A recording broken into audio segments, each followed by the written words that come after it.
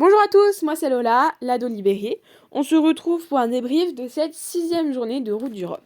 Peut-être en avez-vous déjà entendu parler, mais un drame marque cette 6e journée de Route du Rhum. En effet, Nexan à arrêt fenêtre, l'IMOCA de Fabrice Amedeo a explosé. Fabrice se dirigeait vers la Corogne suite à la perte de son ballast tribord qui a engendré une voie d'eau qui a elle-même touché le parc de batterie. Il n'avait plus d'électricité à bord.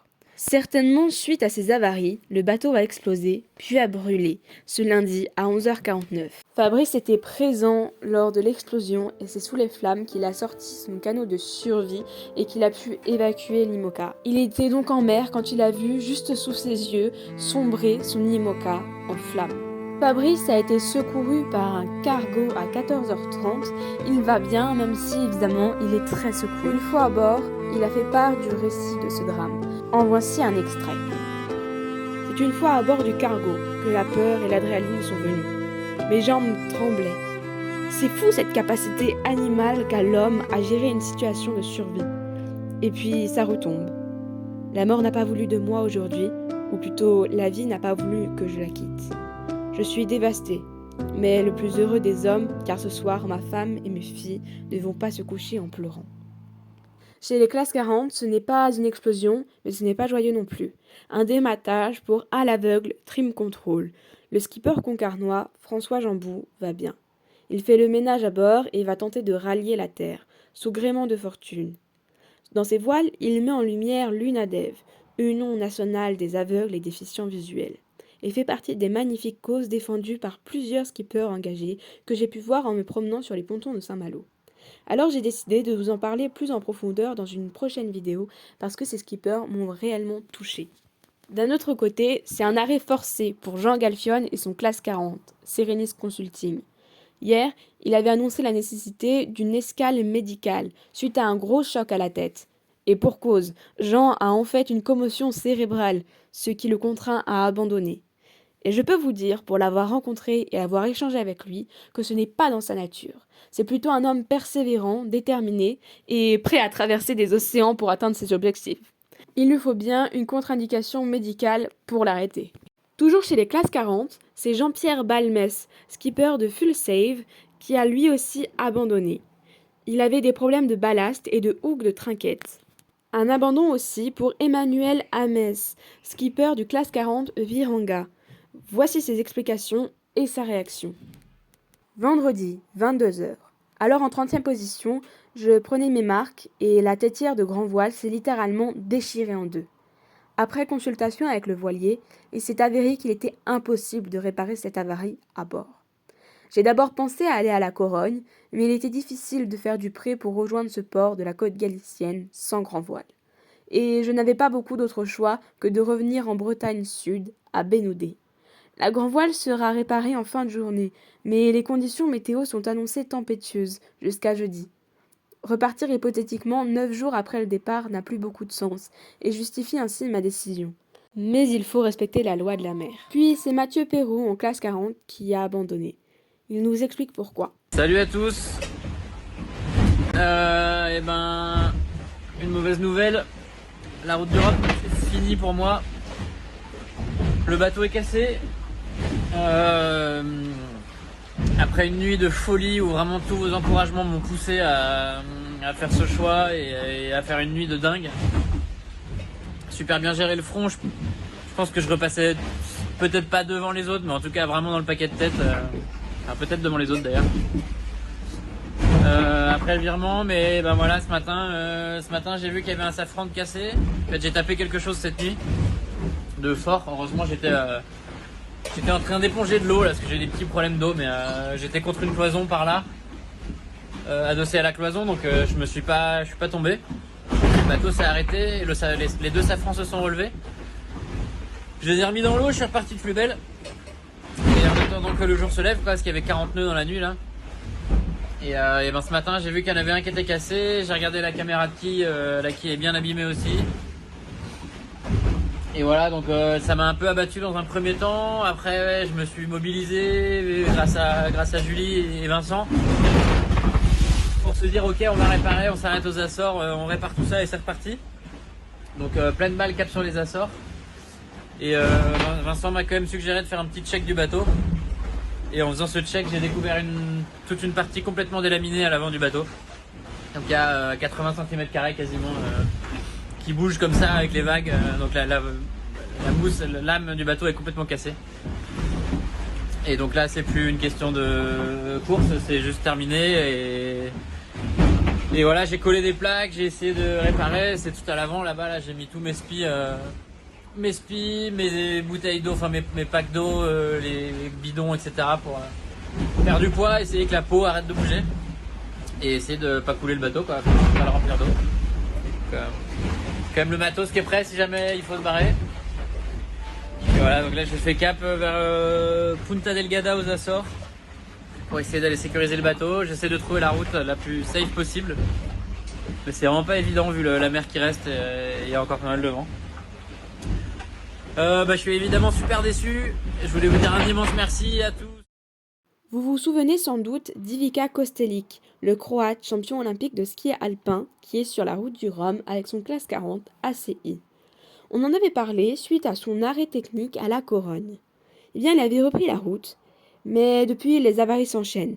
Il a donc décidé d'abandonner. Et c'est Erwan Thibouméry qui a été élitreillé ce matin à 4h44.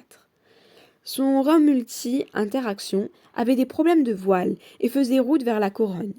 Mais là, son moteur a lâché et étant dans une mer agitée avec des vents difficiles, il a demandé assistance. Erwan va bien et il est sur la terre ferme.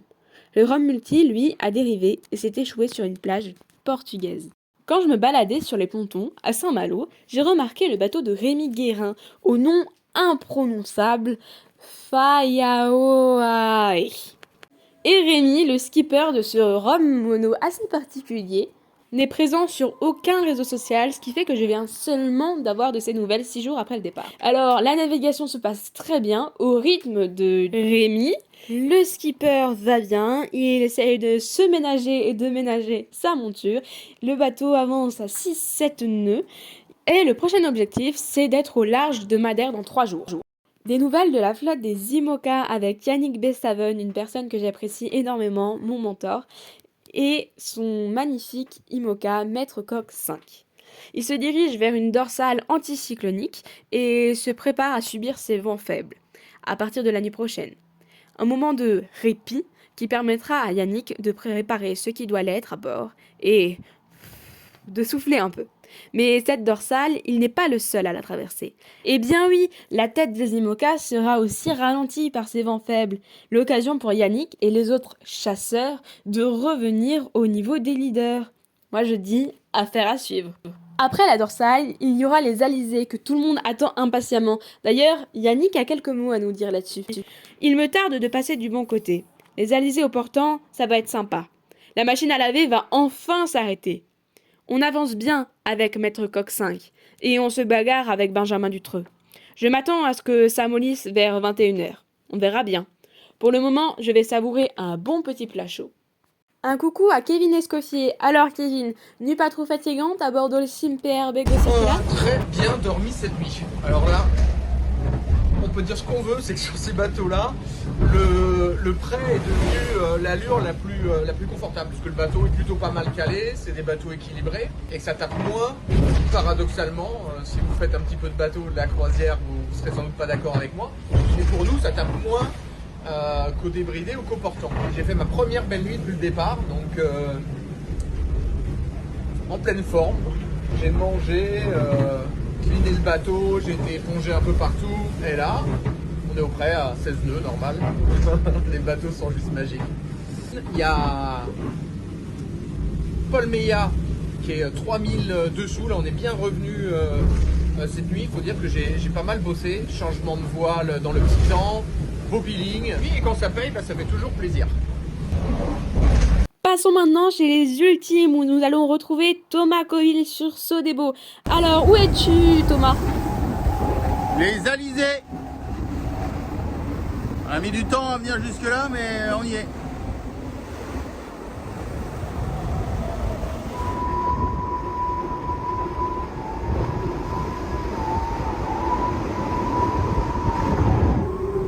Voilà, on est arrivé dans l'Alizé. alizé.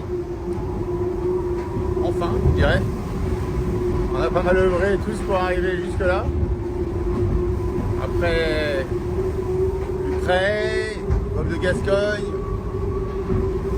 traverser ce front au large ce sera mémorable pour moi ça. Les Açores, et puis enfin tricoter le long de l'anticyclone pour essayer de trouver une petite voie pour attraper l'Alizé. Et là, il fallait être capable de voler dans du tout petit temps, et on a été moins bon sur ce coup-là. Mais jusqu'à la tête à l'anglais et jusqu'au tour de l'île, il reste encore plein de choses. Là, c'est un peu une course de vitesse pendant 24 heures dans ce fameux Alizé. Allez, bonne soirée, ciao. Et c'est quand même bonnard là.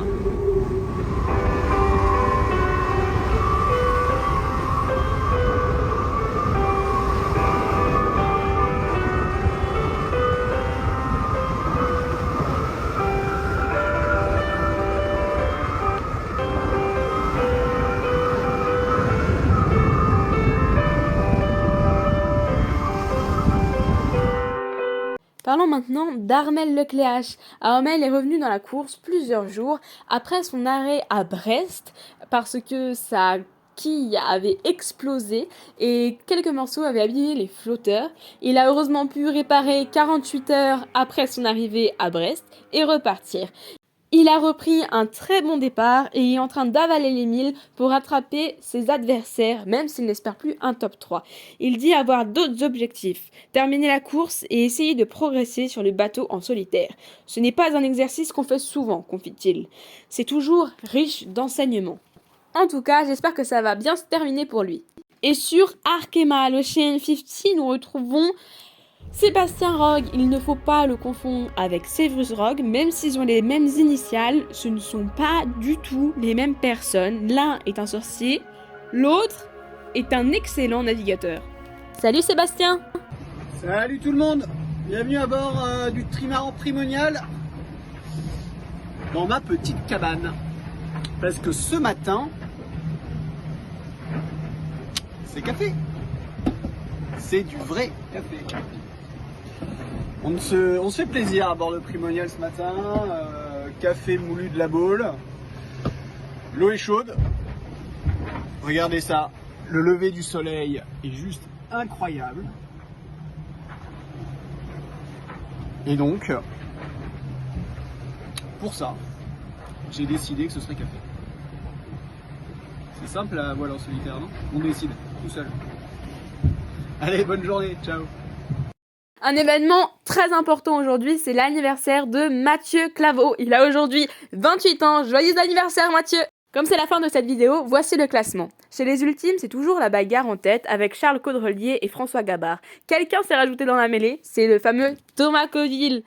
Chez les Ocean 50, c'est Arkema qui est en tête avec son skipper au nom un peu imprononçable, excusez-moi si je l'écorche, chez Quentin Vlaminck, je ne sais pas comment ça se dit. Chez les IMOCA, c'est toujours Charlie Dalin qui est en tête avec Apivia, mais il est bientôt rattrapé par le groupe mené par Jérémy Bayou et Thomas Ruyant, dans lesquels on peut retrouver notamment Kevin Escoffier et Paul Meillat. Chez les classes 40, c'est toujours Johan Richoum qui est en tête, même s'ils sont tous en peloton derrière. Pour me faire buter sur la prononciation, en tête des Roms Multi, c'est Gilles Buchenhout sur Jess. Et chez les Roms Mono, c'est Jean-Pierre Dick, notre Méditerranée, ville de Nice, qui est en tête. Je rappelle qu'il a à son bord Brieuc Maisonneuve, qui a chaviré et qui va se faire déposer dans les Açores. Voilà pour cette 6e journée de Route du Rhum. J'espère que la vidéo vous a plu. Si c'est le cas, n'hésitez pas à laisser un petit like, à vous abonner, à commenter, à partager. Et moi, je vous dis à demain pour une nouvelle vidéo. Bye bye!